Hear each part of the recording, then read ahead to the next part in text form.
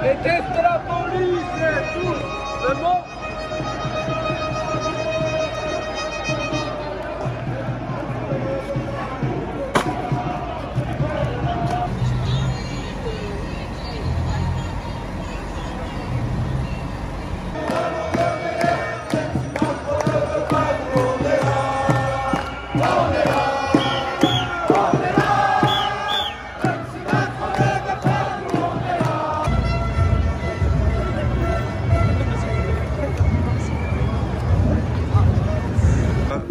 Trois ans de manifestation des Gilets jaunes, quelles conséquences en tirez-vous de ces 3 ans-là?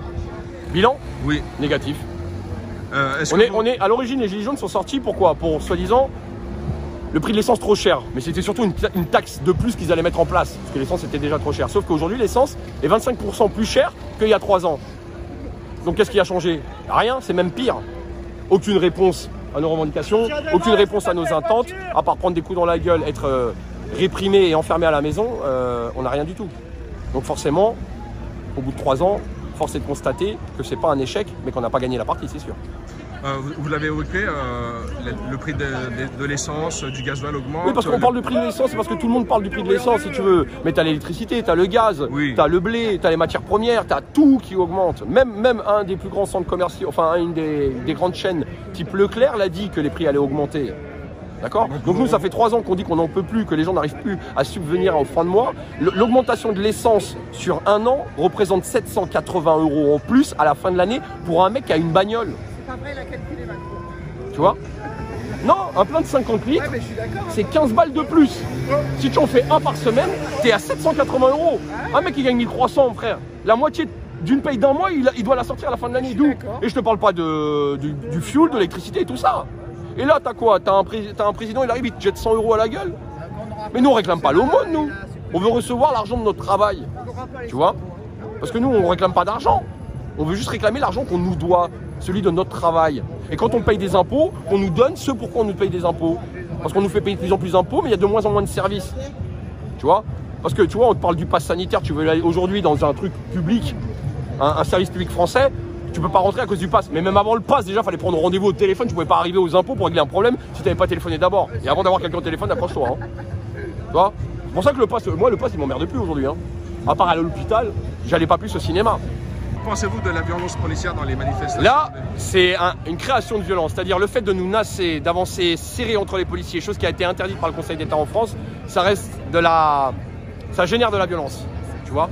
ça cristallise les gens. Tu as des gens qui peuvent même pas sortir pour faire pipi. Donc forcément, ça s'énerve et ça crée ce climat de violence. Donc c'est voulu par le gouvernement. C'est voulu par la préfecture. Voilà. Donc j'espère que personne ne sera blessé. Je crois qu'il y en a déjà eu pas mal aujourd'hui.